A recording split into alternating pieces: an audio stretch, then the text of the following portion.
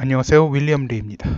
4.3 보궐선거 결과 분석 등에 대해서 말씀드리겠습니다. 사실 이걸 해야 되나 하는 생각이 들었습니다. 머지않아 문재인 일당은 곡소리가 나는 상황이 될 텐데 굳이 영상 하나 만들 수고를 할 필요가 있나 하는 생각이 들었는데요. 그런데 한국의 정치병 환자는 많은데 좌는 물론이고 우에 속하는 분들의 분석도 저희 분석과 너무나도 동떨어지는 데다가 그분들 분석이 소위 개돼지몰이에 악용될 소지가 크다는 생각에 영상을 올리게 되었습니다.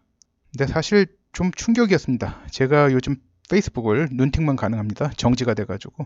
뭐 다른 분들은 그렇다 치더라도 제가 평소에 명석하다고 본 분들도 다른 분들과 다른 시각으로 보지 못하는 게 상당히 큰 충격이어서 제가 지금까지 페이스북 해온 게 헛수고였나 하는 생각도 들고 아니면 제가 뭔가 큰 착각을 하고 있나 하는 생각마저 들었습니다. 뭐 개인적으로 차라리 뭐 제가 착각하는 쪽 이거 후자였으면요 좋겠어요. 그러면 뭐 편한 마음으로 이 SNS계를 떠나서 본연의 눈팅맨으로 댓글이나 가끔 달고 말 겁니다. 제가 원래 하고 싶었던 게 이거였어요. 그때마다 이게 왜 이렇게 답답해 하면서 이게 다른 걸 갖다 하다 보니까 여기 이 자리까지 오게 된 거예요. 내가 나의 주장을 갖다 사람들한테 널리 알리겠다 그런 생각이 처음에 없었어요, 진짜.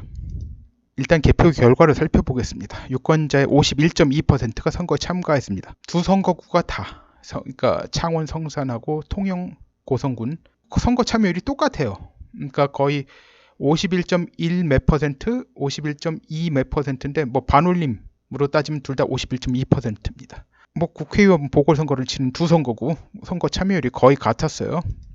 그런데 이제 통영시 고성군의 경우는 원래 본선거에도 선거 참여율이 높은 곳이 아닙니다. 20대는 이제 무투표 당선이라서 19대를 기준으로 하면 이제 52% 정도였습니다. 그런데 이제 창원시 성산구의 경우에는 원래 선거 참여율이 높은 곳입니다. 19대 국회의원 선거에는 58%였고 20대엔 66%였습니다. 그리고 19대엔 당시 여당이던 새누리당 후보, 이번에 또 출마했죠. 강기훈 씨가 당선됐고 20대에는 당시 야당이던 정의당 후보가 당선되었습니다. 이 당선된 정의당 후보가 노회찬이었습니다. 창원 성산구의 경우 본선거를 기준으로 선거 참여율이 높은 건 민주노총의 선거 동원력을 의미하는 거예요. 이는 통진당 혹은 정의당이 득표율에 유리한 상황임을 알 수 있습니다. 그런데 이번 보궐선거에 평소 본선거 선거 참여율이 저조하던 통영 고성시와 같은 수준으로 선거 참여율이 나온 건 민주노총의 선거 동원 능력이 그만큼 하락했음을 보여준 겁니다. 이번 선거 결과 여영국은 선거에서 이기고도 표정이 굳어 있음을 볼 수 있는데요. 민주노총 측으로부터 몰아줄 수 있다고 들은 표수보다 많이 적게 나온 것 때문이 아닌가 짐작합니다. 여론조사에서는 최소 4 내지 한 6% 그 정도 차이로 여영국이 이긴다고 나왔었거든요. 여영국 표정이 이기고도 이 사람은 이제 저 통영 고성에서 당선된 정점식 씨, 여영국 씨. 여영국은 좀 표정이 좀 얼떨얼떨해요. 처음엔 너무 많이 크게 깨지다가 나와서 나중에 이제 역전을 했는데 그럼 사람이 좀 기뻐해야 되는데 표정이 계속 이 표정이에요. 근데 이 사람 사진 보면 뭐 항상 이 표정인 게 아니에요. 잘 웃는 사람이에요. 이제 자한당 후보 강기훈은 탄핵이 정당했다는 말 한마디에 잘못해서 낙선한 꼴이 되었습니다. 그 정도 말 한마디면 1000표 정도는 날아갈 각오를 해야 되는 걸 과연 몰랐을까요? 이 사람 정치 오래 한 사람입니다. 참고로 이번에 2위 표차는 불과 800표 차이예요. 보궐선거일은 공휴일이 아닙니다. 그러므로 선거장에 가려면 나름 정성이 있어야 하는 거예요. 이런 말 들으면 그런 정성 내렸다고 김새기가 쉬운 법인데 말이죠. 그 쓸데없는 말을 한 이유는 제가 전에 말씀드린 대로죠. 선거 이기는 것보다 박근혜 지우는 게 먼저였던 겁니다. 참 이상해요. 그런데 이제 조선일보는 반문연대 타령을 하는데 참으로 가소로워요.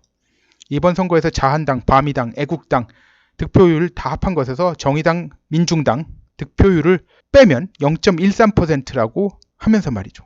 그런데 바미당 지지자들은 정치 성향으로 봐서 반문이긴 하지만 좌파적 성향이 더불어민주당 지지자들보다 절대로 낮지 않습니다. 바미당 지지자들은 대체로 영남 출신의 반문 좌파들인데 더불당 지지자들이 호남 출신이 많지만 이들 중엔 정치 성향이 반좌파적인 사람들이 적지 않습니다. 빨갱이는 싫지만 호남 사람들이 주도권을 쥐는 게 더 중요하다는 생각을 가진 사람들이죠. 이런 사람들 호남 사람들 중에서 적지 않아요. 바미당 지지자들은 더불당과 섞이지 않지만 동시에 자한당과도 섞일 수 없는 사람들입니다. 조선일보 측이 이런 단순 덧셈 뺄셈으로 정치가 된다는 생각은 정말 어이없고 가소로운 일이 아닐 수 없죠. 하긴 생각이 그 정도 수준이니 박근혜 대통령 끌어내리기에 열을 올렸을 겁니다. 그리고 이번에 애국당은 어느 정도 전진을 보였지만 결국 한계를 보였다고 할 수 있습니다. 조원진의 중국 간첩 의혹은 상당히 큰 문제예요. 애국당 당원들의 열성, 진심, 그거는 누구나 다 인정합니다. 그런데 조원진이 문제예요. 제가 들은 바로는 미국 정보당국은 그를 중국 간첩으로 확신하고 있다고 합니다. 이를 확신하게 된 증거를 채집한 과정까지 어느 정도 들었어요. 그런데 자세히 말씀을 안 해주시더라고요. 그쪽에서 말을 흐리셨습니다. 그래서 그 말을 갖다 여기에 옮기지 않는 게 좋을 것 같습니다. 보통 이제 이 정보 첩보 세계에서 모든 걸 갖다 뭐 합법적으로 취득하겠습니까? 그런 거죠. 저는 변희재가 구치소에 들어간 게 이에 대한 증거를 폭로할 위험이 발생해서 중국 측에서 조처를 취했던 것으로 보고 있습니다. 제가 이렇게 보는 것도 있지만 그쪽에서 그런 암시를 주었어요. 근데 자세히 얘기를 하질 않는 거예요. 저한테 정보를 주는 분이 그런 말씀을 하셨습니다. 대신 이제 자세히 이야기를 하질 않으셨어요. 저도 그냥 그걸 알아듣는 선에서 갈 수밖에 없었습니다. 그러니까 변희재가 투옥된 것에는 타블렛 건보다는 이 조원진 중국 간첩 문제 이걸 갖다 폭로할 위험 때문에 이게 더 크게 작용해서 이제 구치소로 간 걸로 알고 있습니다. 조원진의 임무는 이제 애국당원들의 좋은 의도가 성과를 내지 못하게 헛수고를 시키는 것에 있다고 하겠습니다.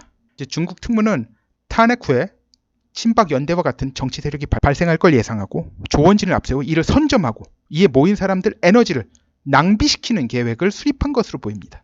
안타깝게도 지금까지 그 계획은 완벽한 성공을 거두고 있습니다.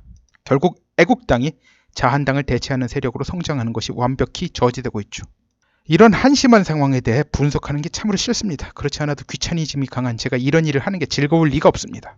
이야기가 여기서 더 길어지면 한이 없어서 이 모든 상황의 결론을 이제 말씀드리자면 조선일보 등의 반문연대에서 결성 촉구는 개돼지 몰이 수작이라고 확신합니다. 쓸데없는 말 한마디만 안 했어도 이길 수 있던 선거를 날린 거 가지고 반문연대 운운은 정말 가소롭기 짝이 없습니다. 반문연대보다 훨씬 중요한 건 4월 11일 문재인이 트럼프로부터 수소폭탄급의 멘붕을 선물 받고 돌아온 뒤에 탄핵 주도 세력이 문재인 정권의 존립을 약속하며 딜을 치는 걸 막는 겁니다. 아니면 딜을 치더라도 소용없게 만드는 거고요. 제 영상을 보신 분 중 하나가 제가 쓴 글 등을 모아서 미국 정보당국에 보내면 좋을 것 같다는 의견을 주신 분이 있었는데요.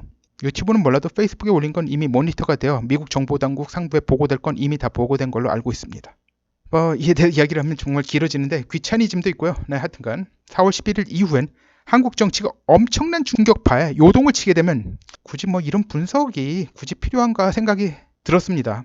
그런데도 이제 하다 보니까 해야 되겠더라고요. 간략하게나마 하고 가야겠다 해서 말씀드린 겁니다. 그러다 보니까 이제 너무 간결해진 면이 없지 않아 있어요. 근데 이거 설명하자면요.